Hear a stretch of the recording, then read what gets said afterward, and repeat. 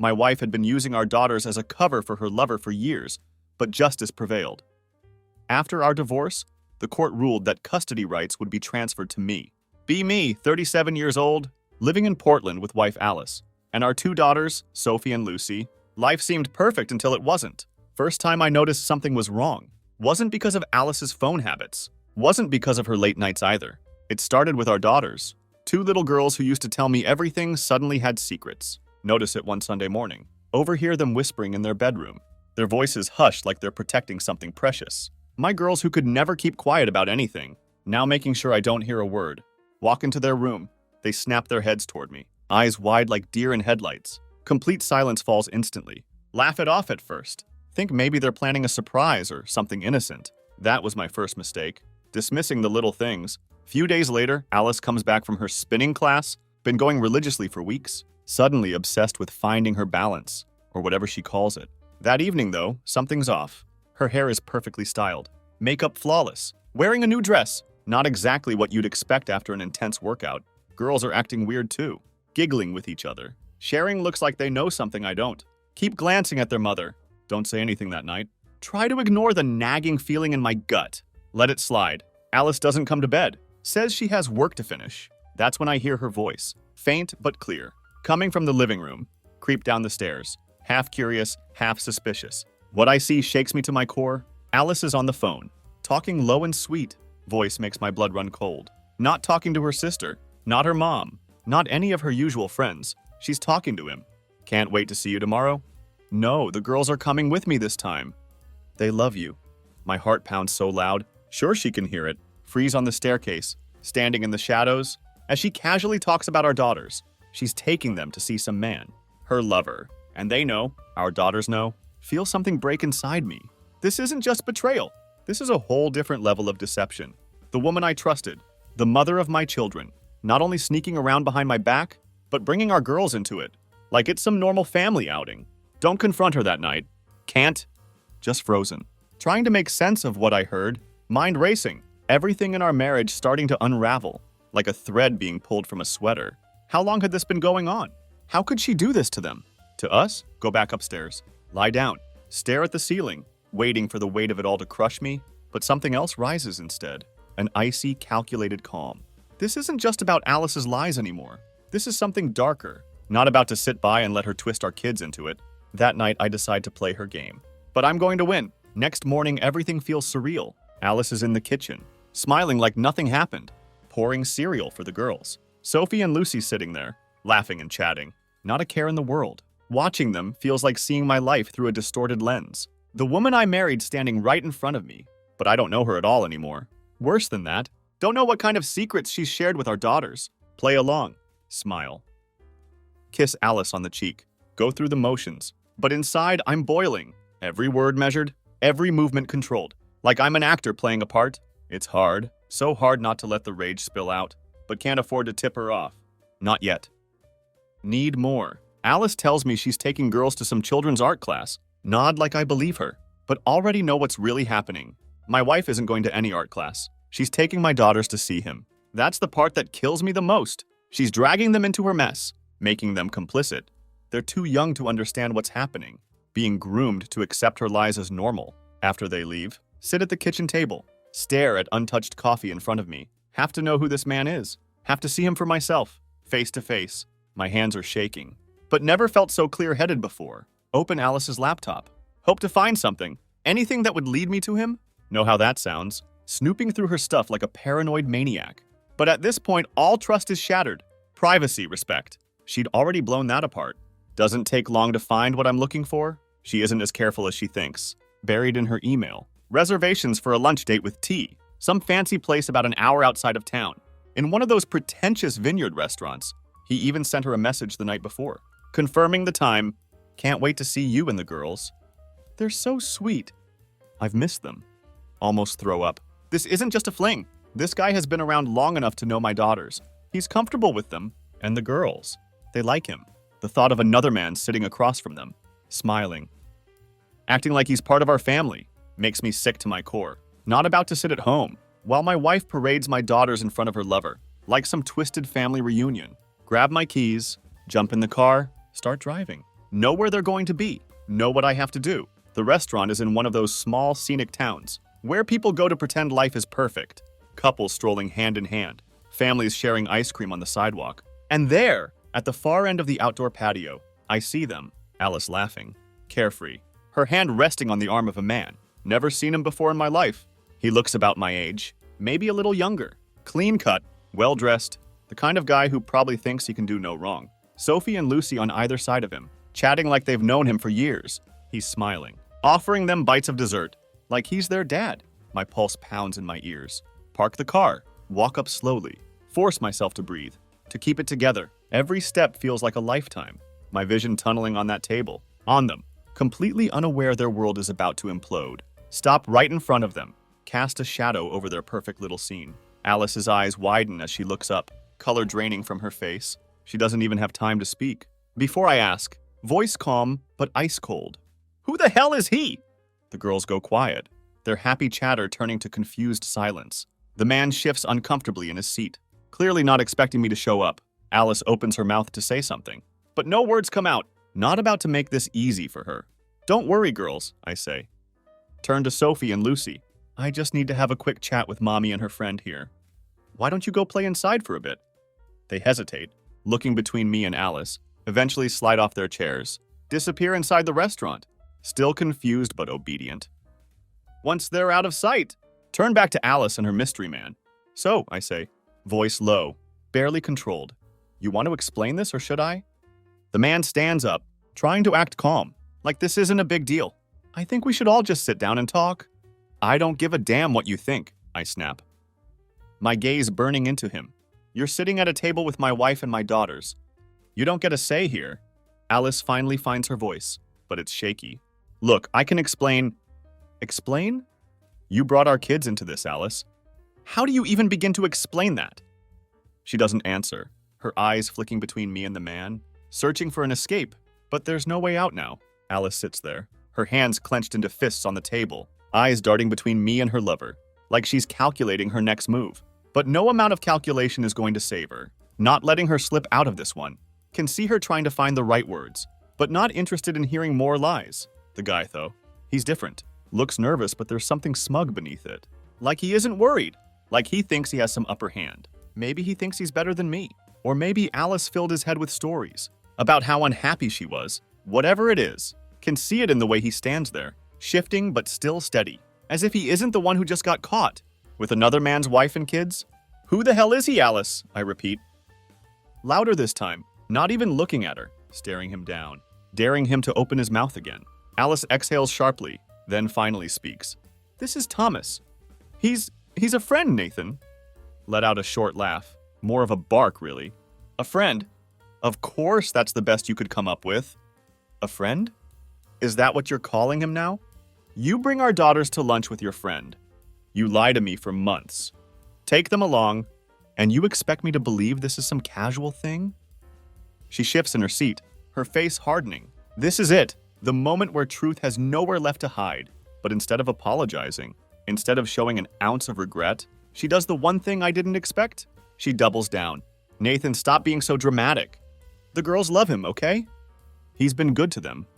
They're happy. I know this is a lot for you, but this isn't just about you anymore. It's not what you think. Those 4 words hit me harder than a punch to the gut. How dare she act like I'm overreacting, like I'm the crazy one, for not accepting this twisted situation she created. You've been bringing them to see him? I ask. Voice quieter now, dangerously so. She doesn't flinch? Yes, and they're fine with it. Honestly, they've been better than ever. You've been so wrapped up in your own world, you didn't even notice. That hits me like a freight train. She's turning it around on me now, making it seem like this is all somehow my fault, that I'd been neglecting my daughters, and that's why they'd accepted Thomas so easily, as if I'd been so blind that I missed the fact she'd been pulling them into her affair, right under my nose. Can't take my eyes off her. This isn't the Alice I thought I knew. The person sitting across from me isn't just a cheater.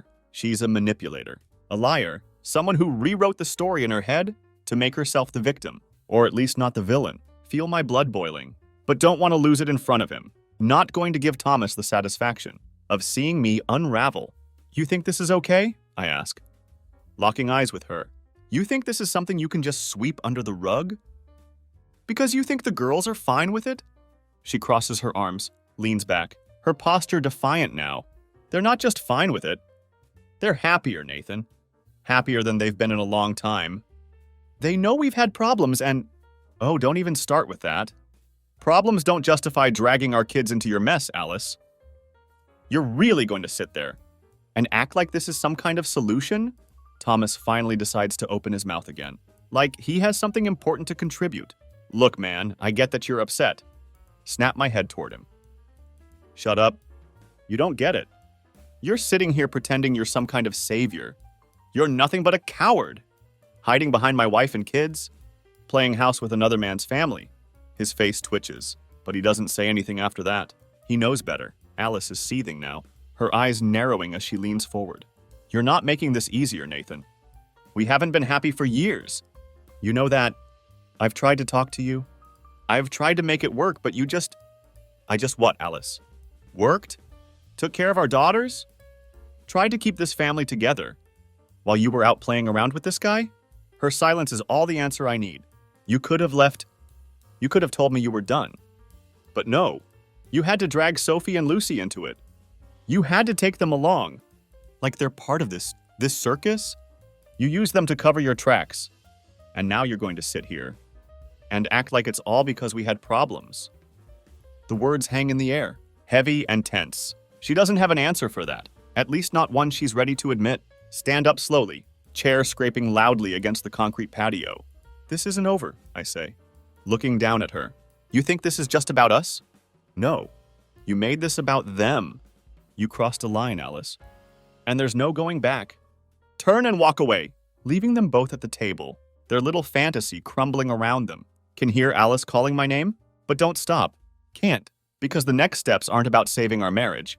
They're about protecting my daughters from the mess their mother pulled them into. And I know in that moment that the fight is only just beginning. Leave the restaurant with my mind racing. The image of Alice and that man sitting with my daughters, burning in my head. The reality of it was far worse than anything I could have imagined. Alice isn't just cheating. She has built some twisted double life. Worse, she has made Sophie and Lucy a part of it. The shock of it all still sinking in. But rage is bubbling beneath the surface, fierce and unrelenting. When I get home, I'm restless. Pace the living room, thinking about my next move. There's no way I can just let this go. Not after what I've seen. Alice has dragged the girls into this mess, and for that she's going to pay. Not sure how. Not yet, but there's no way I'm letting her walk away from this unscathed. I want revenge, but not the kind that would ruin me or hurt my daughters. No. Have to be smart if I'm going to come out of this on top. Have to play it right. Hours pass. Can't stop replaying the scene at the restaurant in my head. Alice laughing, touching him like I don't exist. The girls giggling with some stranger, completely unaware their world is about to fall apart. The betrayal feels like poison, coursing through my veins, and I can't sit with it any longer. When Alice and the girls finally come home, the tension in the air is thick. The girls run past me without a word, heading upstairs to their room, blissfully unaware of what had gone down between their parents. But Alice, she stands in the doorway, her expression a mix of frustration and guilt. Can see it in her eyes. She knows she can't keep lying anymore. Not after I caught her in the act. She shuts the door softly, walks into the living room, crossing her arms defensively. We need to talk, she says. Her voice low, like she's the one holding all the cards. Stare at her for a long moment, not moving, not blinking. Talk? Now you want to talk? Yes, now. What happened today can't keep happening. This mess is tearing everything apart. Almost laugh at the absurdity of her words. This mess. The nerve she has to call it a mess, as if it was something minor, something we could just sweep under the rug. This mess, I say slowly, is your fault, Alice. You made the decision to cheat. You made the decision to bring our daughters into it. Now you want to talk? Like we can fix this? You've lost your mind. She narrows her eyes. I wasn't happy, Nathan. For years I wasn't happy.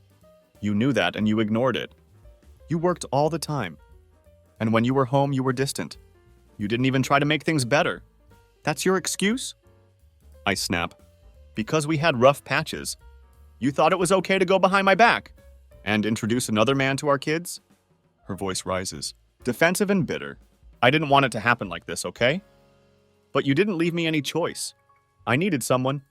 And the girls? They needed to see me happy. You're lying to yourself if you think they don't know something's wrong. Say it coldly. You've turned our kids into pawns in your game, Alice. And you're not even sorry. She opens her mouth to argue, but cut her off. What's worse is that they've been covering for you. They've been lying to me, Alice. They're kids, and you've made them lie to their own father. Her face twists, but she doesn't deny it. Of course she doesn't. She knows the girls have been in on it. Maybe not knowingly, but she'd use them all the same. Can see the conflict in her eyes. She wants to win this argument to justify what she's done, but deep down she knows she's wrong. Still, that doesn't stop her from trying. You don't understand, she says, her voice shaking now. Thomas isn't just some fling. He's good for the girls. He's good for me. This isn't just about us anymore. They've bonded with him, and it's not fair to them to rip that away. Feel my whole body tense, fists clenching at my sides. You think I give a damn about what's fair to him? He's nobody to them, Alice. Nobody? You've poisoned their minds, made them think this is normal. They don't even know what's happening. And you've put them in the middle of your affair? Like it's some family day out? She blinks, stunned into silence. For the first time, it seems like my words are cutting through her delusion. But that's only for a moment. Then she straightens up, her expression hardening again. So what now? She spits, her voice dripping with venom. You want a divorce? Fine. You want to destroy everything? Go ahead. But don't think for a second you'll get the girls.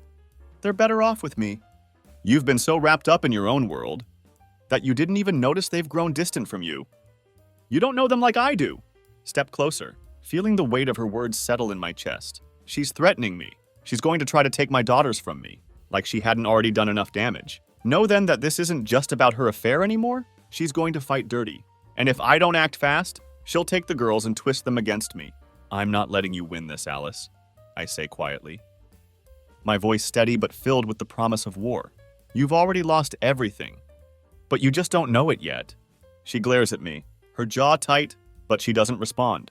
The tension hangs in the air between us, thick and suffocating, as if the entire house is holding its breath. Turn away, walk toward the stairs. We'll talk about this tomorrow, I say. Over my shoulder, not bothering to look back at her. I'm not letting you take them down with you. Not a chance. As I walk up the stairs, hear her let out a sharp breath, the sound of her frustration ringing in my ears. She thinks she's still in control. She thinks this is just another fight she can win. But she has no idea what's coming next. Not going to let her destroy our family, any more than she already has. She'd made the mistake of pulling our daughters into her mess. Now I'm going to make sure she pays for it, one way or another. That night I barely sleep. Every time I close my eyes, see Alice's smug face, Thomas's arrogant smirk, and my daughters caught in the middle, laughing along with a man who doesn't belong in their lives. The weight of it all is crushing. But beneath that pressure, something is growing inside me. A plan. Have to be smart. This isn't just about the affair anymore. Alice has made it clear. She's willing to play dirty, to turn the girls against me, to try and paint me as the distant, uninvolved father. Can't let her win. If I react out of anger, I'll be the one who looks irrational, and she'll have all the leverage. No. Have to stay calm, keep my emotions in check, and hit her where it hurts the most. Her control over the situation. Next morning, I wake up early, before Alice or the girls are even stirring. Go downstairs, brew a pot of coffee, my mind already running through everything I need to do. First, I have to gather evidence. No, Alice isn't careful, and I'm counting on that. The email reservations I'd found were just the tip of the iceberg. I'm sure there's more. Start with her phone. It's charging in the kitchen. Left out like she doesn't expect me to go near it. Unlock it.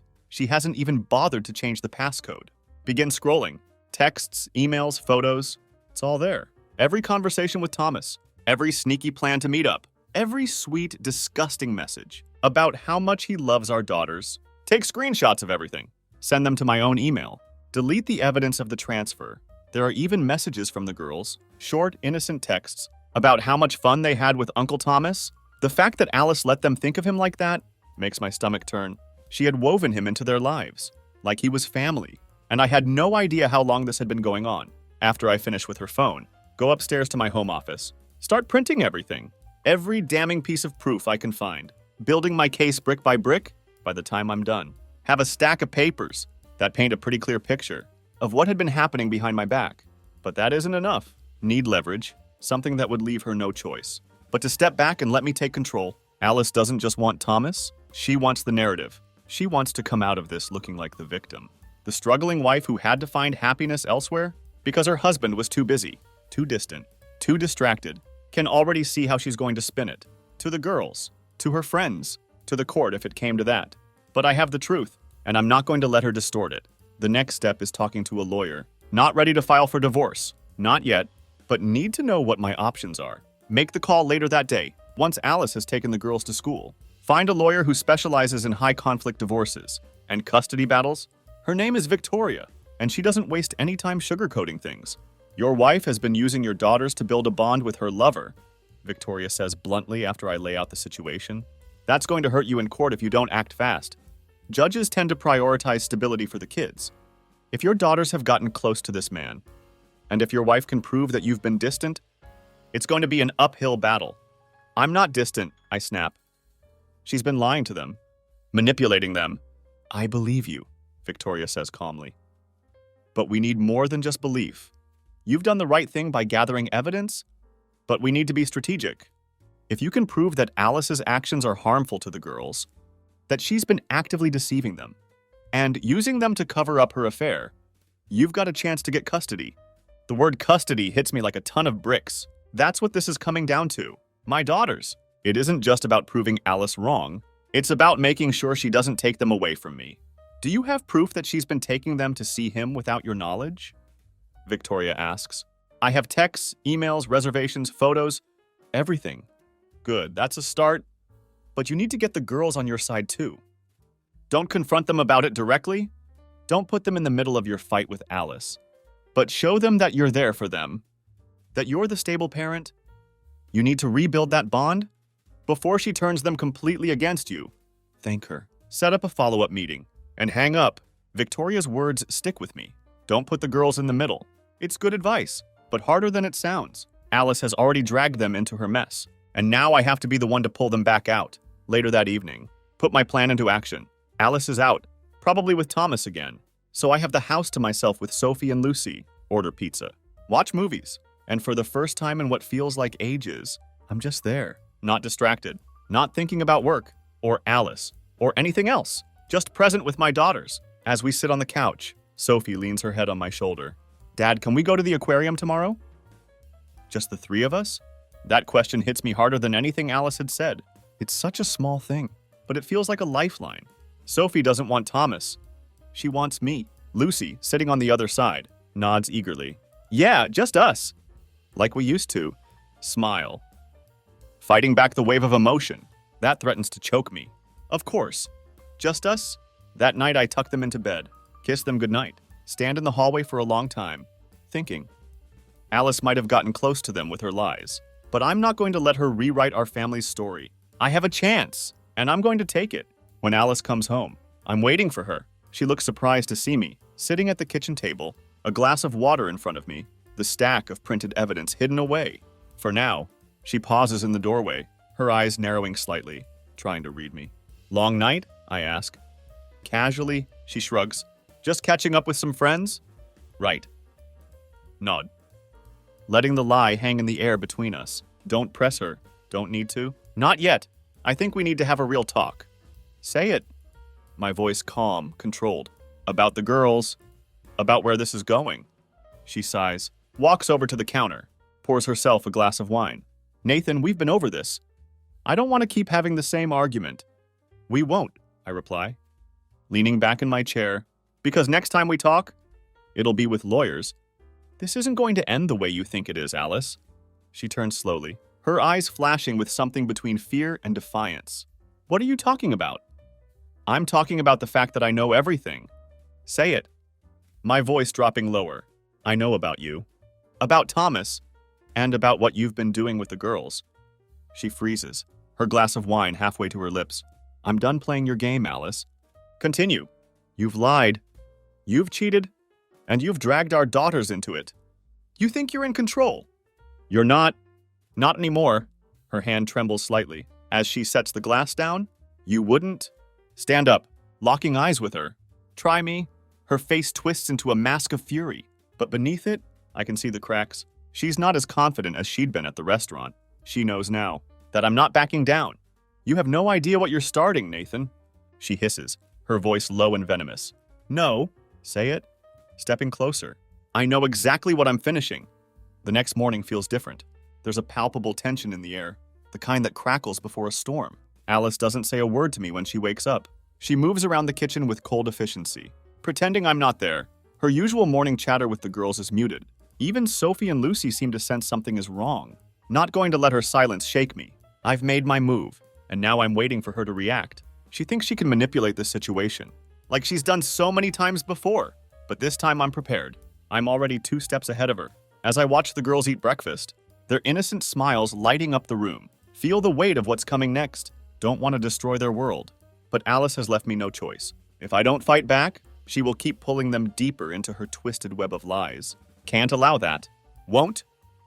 When Alice drops the girls off at school, sit down at the dining room table. Call Victoria, my lawyer. Fill her in on what happened the night before, the threat I'd made, and the coldness that had settled between us, like a wall. Good, Victoria says, her voice sharp and focused. You need to stay strong.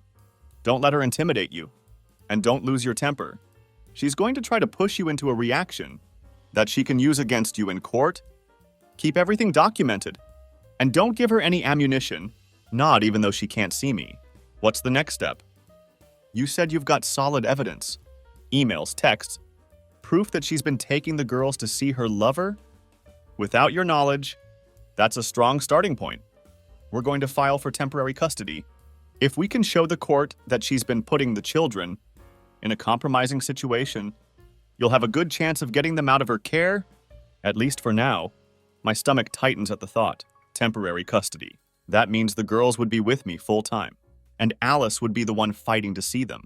Part of me wants that, needs that, because I can't stand the idea of her manipulating them any longer. But the other part of me, the part that still remembers the good years, feels the weight of what this would mean for them. It isn't just about me and Alice anymore. It never has been. Nathan, Victoria's voice pulls me back to reality. I know this is hard, but you need to be clear about what's at stake. If you don't act now, she'll keep using the girls. She's already set them up to view this man as some kind of father figure. The longer this goes on, the harder it will be to undo.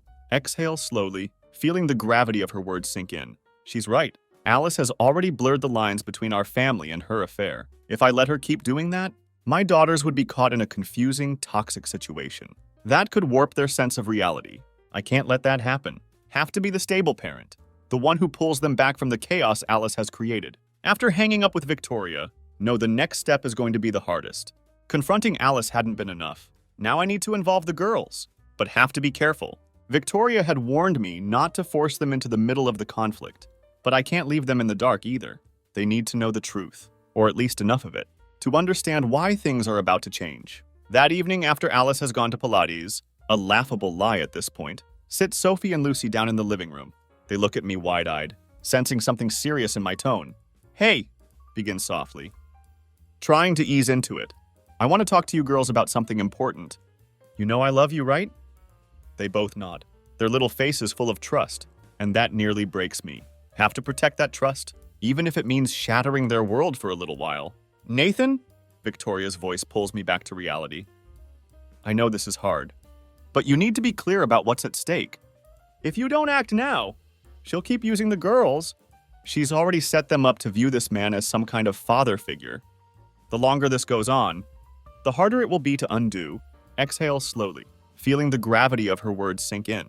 She's right. Alice has already blurred the lines between our family and her affair. If I let her keep doing that, my daughters would be caught in a confusing, toxic situation. That could warp their sense of reality. I can't let that happen. Have to be the stable parent, the one who pulls them back from the chaos Alice has created. After hanging up with Victoria, know the next step is going to be the hardest. Confronting Alice hadn't been enough. Now I need to involve the girls, but have to be careful. Victoria had warned me not to force them into the middle of the conflict. But I can't leave them in the dark either. They need to know the truth, or at least enough of it, to understand why things are about to change. That evening after Alice has gone to Pilates, a laughable lie at this point, sit Sophie and Lucy down in the living room. They look at me wide-eyed, sensing something serious in my tone. Hey, begin softly, trying to ease into it. I want to talk to you girls about something important. You know I love you, right? They both nod, their little faces full of trust, and that nearly breaks me. Have to protect that trust, even if it means shattering their world for a little while. Sophie's eyes soften. She nods slowly. Lucy, still too young to fully grasp it, just hugs her sister tighter, can see the confusion and hurt swirling in Sophie's eyes, but she doesn't cry. She's too strong for that, too much like me. Does this mean we won't see Mommy as much? Sophie finally asks, her voice breaking just a little. Hesitate. Don't want to lie to her, but also don't want to dump the full weight of what's coming next on her shoulders. Things might change for a while, but we'll figure it out, okay? No matter what happens, you're going to be with someone who loves you. Lucy's lip trembles. She whispers, Are you going away, Daddy? Her words cut through me like a knife. Shake my head, pulling her into my arms. No, sweetheart.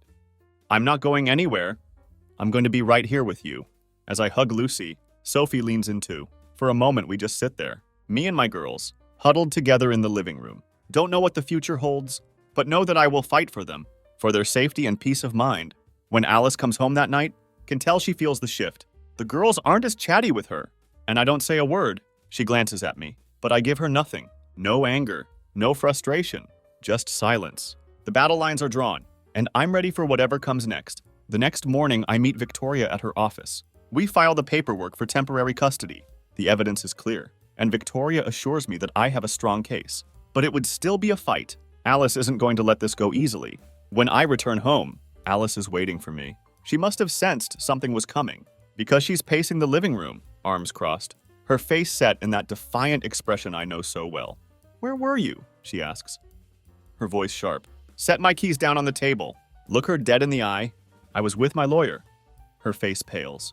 You're what? Don't blink. I filed for custody, Alice. Temporary custody of the girls. I have all the evidence I need. You're not going to drag them through your mess any longer. Her mouth opens in shock, but she quickly recovers, her eyes narrowing into slits. You wouldn't dare. I already did. My voice is calm, deadly calm. You've been using them, lying to them, manipulating them. It stops now. She stares at me, fury flashing across her face. But I don't back down. This is it. The beginning of the end. You can't win this, Nathan, she spits, her voice trembling with anger. You don't know what you're getting into. Take a deep breath. Standing my ground. I know exactly what I'm getting into, and I'm not going to stop until I get them out of your mess. For the first time in this whole ordeal, Alice looks scared. Real fear flickers in her eyes. She knows now. This isn't a game anymore. The battle for our daughters has just begun, and I'm in it to win. Alice stands there frozen, her eyes wide with shock and fury. She had always been the one who controlled the narrative, the one who spun stories and made excuses, bending the truth to fit her version of reality. But now I've taken that control from her. For the first time, she's on the defensive. You filed for custody. Her voice is low, venomous. You think you can just take them away from me? Don't flinch. You took them away from me. The moment you brought Thomas into their lives, the moment you made them lie for you, dragged them into your affair, you've been destroying our family for months, and I'm done letting you get away with it. Her face twists in anger, but I can see the fear lurking behind her eyes. She knows I have her cornered. But Alice isn't the type to back down easily. No, she's going to fight dirty. She always does. You really think a court is going to side with you? She sneers, stepping closer. You've been a distant father, Nathan. You work all the time. You're hardly ever around. I've been the one raising them, taking care of them, keeping this family together, and now you're going to act like the hero? Clench my fists, the anger surging through me. Want to yell, to throw everything she's done in her face. But can't afford to lose control. Not now. Have to stay calm, stay focused, and hit her where it hurts the most, with the truth. You haven't been raising them, Alice. Say it coldly. You've been using them. You brought a stranger into their lives, someone they shouldn't even know, and you let him act like he's part of this family. You made them lie for you, and that's not just wrong. It's cruel. She flinches, just barely, but I see it. I'm getting through to her. I've got proof. Continue. My voice steady. Every text, every email, every photo, the court's going to see everything. And they're going to know that you've been putting our daughters. In the middle of your affair, you've been playing house with another man.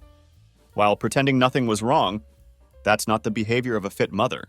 Her lips tremble, but she quickly recovers, her eyes narrowing again. You think you're going to win because you have some texts? You think that's enough? She shakes her head, her voice laced with disdain. Nathan, you don't know how this works. I've been their primary caregiver. They need me. They need stability, I correct her. And they're not getting that from you. Not when you're dragging them into your lies. Alice's eyes flash with rage. She takes a step closer, her voice low and dangerous. You're going to regret this. You're going to lose, and when you do, I'm going to make sure you never see them again. There it was, the real Alice, the woman who would do anything to win, who saw this as a battle of wills, not a fight for our daughter's well-being. But I'm not afraid of her anymore, not after everything she's done. You're underestimating me? Say it, holding her gaze. I'm not the man you can push around anymore. You've already lost. You just don't see it yet. She glares at me, her chest rising and falling with barely controlled anger. This isn't over, she hisses. Then storms out of the room, leaving me standing there, the weight of our conversation settling over me, like a heavy cloud. But I'm not shaken, not scared, had expected this. The threats, the anger, the attempt to twist everything around on me, but I know the truth, and soon so would everyone else. The next few days are a whirlwind of preparation. Work closely with Victoria. Gathering every piece of evidence I have, Alice had underestimated me, assuming I wouldn't be ready for this kind of fight. But I am ready, and I have more than just the texts and emails. I have my daughter's trust. Spend every moment I can with Sophie and Lucy, making sure they know I'm there for them, that I'm not going anywhere. They're still confused, still trying to make sense of everything. But they're resilient, can see it in the way they look at me, especially Sophie. She knows something is wrong, but she also knows that I'm not going to leave them. One evening, Sophie comes into my office, her small face serious, as she stands in the doorway. Dad, she says quietly, are you and Mommy going to stop fighting? Sigh. Setting aside the paperwork I'd been reviewing. Come here, sweetheart. Say it. Patting the chair next to me, she walks over and sits down, her legs swinging slightly, her eyes full of questions. Things are going to be different. Say it gently, trying to explain it in a way she could understand. But it's not because of you. You and Lucy are the most important thing in the world to me.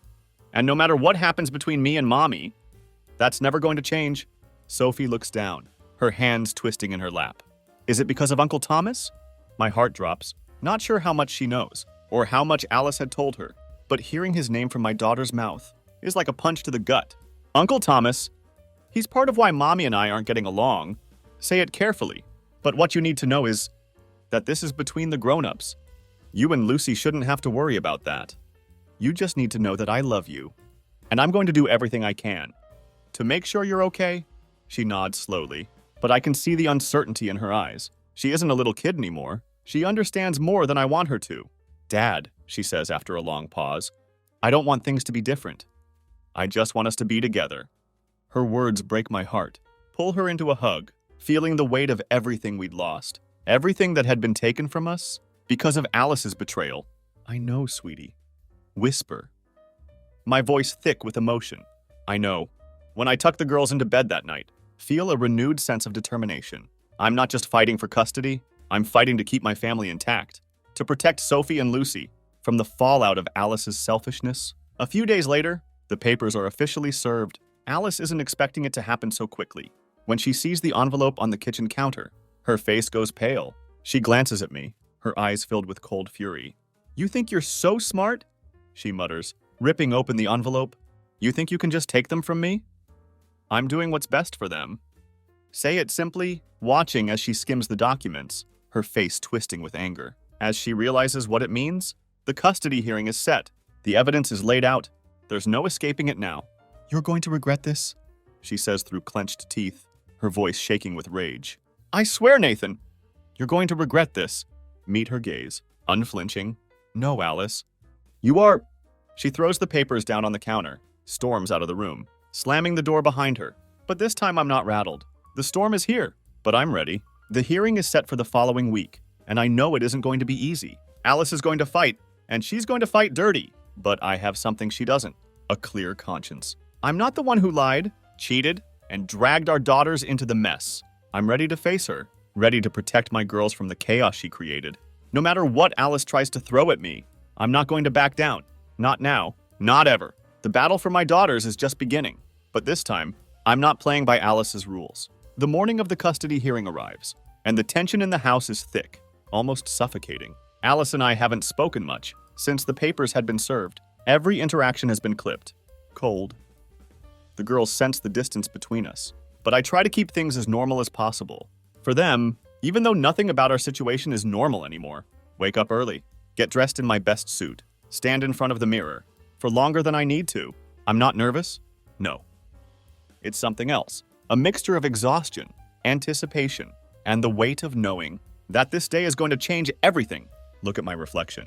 At the man I had become through all of this, had always thought of myself as calm, rational, but now I was someone with a fire burning inside, ready to fight for my daughters, to protect them from the chaos Alice had created. About to head downstairs. When I hear a knock on the door, it's Sophie. She's standing there in her pajamas, looking up at me with those big, curious eyes. Where are you going, Dad? Smile. Kneeling down to her level. I've got a meeting today, sweetheart. But I'll be back soon, okay? She furrows her brow. The gears turning in her head. Is it about the thing with Mommy? Pause. My heart heavy. Yeah, it is. She looks down at her feet, quiet for a moment, then asks softly, Are we going to be okay? Pull her into a hug, holding her tight. Of course we are. Whisper. No matter what happens, I'm going to make sure you and Lucy are okay. She doesn't say anything else, but she hugs me back, and in that moment, feel more determined than ever. The drive to the courthouse is a blur. Victoria had prepped me for everything. What to expect, what to say, how to handle Alice's inevitable attacks. But nothing could fully prepare me for walking into that courtroom, knowing that the future of my family was hanging in the balance. Alice is already there when I arrive, sitting with her lawyer. She doesn't look at me, but I can feel the tension radiating off her. She's dressed impeccably, her face a mask of calm, but I know her too well. Beneath that exterior, she's furious. She's going to fight me tooth and nail, and she would do whatever it took to win. But I'm not backing down. Not today. We sit on opposite sides of the courtroom, waiting for the judge to arrive. Keep my eyes forward, refusing to look at her. The air feels thick with unspoken accusations. Can feel Alice's eyes burning into me, trying to rattle me, but won't give her the satisfaction. When the judge finally enters, the room falls silent. He's an older man, with a stern expression. That makes it clear, this isn't going to be easy. He looks at us both, his gaze piercing, as if he could see straight through the layers of deceit and pain that had built up between us. Alice's lawyer starts first, painting her as the devoted mother, who had been the primary caregiver, the one who had held the family together, while I had been too busy with work. It's the narrative I expected. They play up her role as the ever-present parent, the one who had always been there for the girls, while subtly casting me as the distant father, too wrapped up in my career to notice what was happening at home. Sit there stone-faced, listening as they twist the truth, making it sound like I had been absent. Neglectful, Alice plays her part perfectly, tears in her eyes, her voice trembling just enough to seem vulnerable. It's a performance, but a damn good one. Can see the judge listening carefully, and I know we're in for a fight. When it's my turn, Victoria is brilliant. She lays out every piece of evidence we have. The texts, the emails, the proof that Alice had been taking the girls to see Thomas without my knowledge. She doesn't hold back. Every ugly truth about Alice's affair is laid bare for the court to see. And then she makes the most important point of all. Alice had involved the girls in her deception. She had exposed them to a relationship they didn't understand, made them complicit in her lies, and used them as pawns in her affair. As Victoria speaks, glance over at Alice for the first time. See her mask slip. Her face tightens, her hands gripping the edge of the table. She knows what's coming, and she knows it isn't good. When I take the stand, I'm calm, clear. Talk about my love for Sophie and Lucy, about how I had been blindsided by Alice's affair, and how it had shattered our family. But make it clear, this isn't just about her cheating. It's about the impact it had on our daughters. They had been caught in the middle of something they didn't understand, something that had the potential to damage them in ways they couldn't even grasp yet. I don't want to take them away from their mother. Say it. My voice steady, but I want to protect them. They deserve stability. They deserve honesty. And right now, they're not getting that from Alice. The room is silent when I finish. The judge leans back in his chair, considering everything he had heard. Can't read his expression, but hoped that our case had been strong enough, that the truth was enough to tip the scales in my favor. Finally, after what feels like an eternity, the judge speaks. This is a difficult case, he says, his voice measured. But my primary concern is the well-being of the children. It's clear that there have been mistakes made by both parents. However, the evidence presented shows a pattern of behavior by the mother that raises concerns. about her judgment regarding the involvement of the children in her extramarital relationship. My heart pounds in my chest as the judge continues. In light of this, I am granting temporary custody to the father.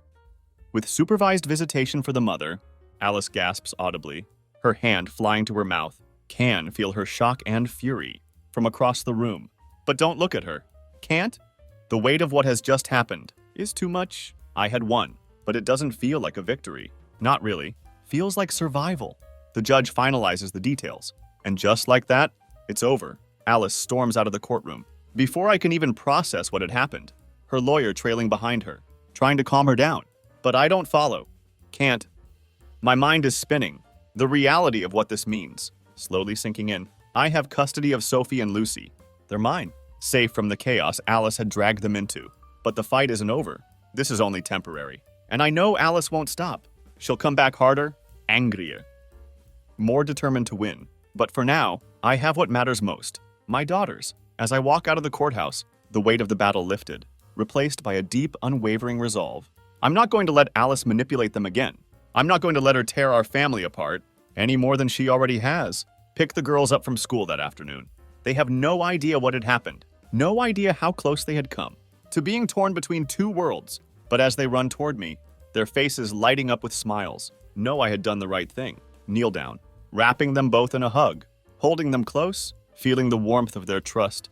We're going to be okay. It isn't going to be easy, and the road ahead is still full of challenges. But we're together, and that's enough. As we drive home, Lucy chatters happily in the back seat, while Sophie quietly watches the world pass by through the window, glance at her in the rearview mirror. Catching her eye for a moment, she smiles, a small knowing smile. It's the kind of smile that tells me she understands more than I realize. And for the first time, in what feels like forever, I smile back, knowing that whatever happens next, we're ready for it. We had survived the storm, and now it's time to rebuild.